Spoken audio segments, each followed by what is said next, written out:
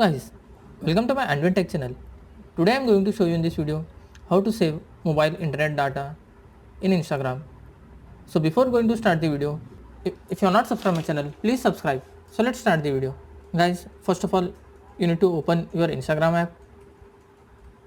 Below you can see here profile icon. Just tap on this. After that you can see here top right side 3 lines. Just tap on top right side 3 lines.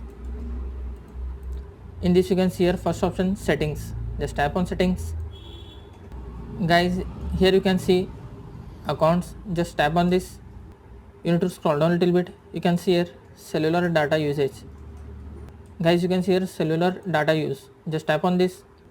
You can see here data saver, and data saver is turn on videos won't load in advance to help you use less data. By default this option is disabled. You just need to enable this one. After enabling, your data saver will be work. That's it guys. So in this way you can save mobile data internet in Instagram. Thanks for watching. Hope if you like this video, please like, share and don't forget to subscribe.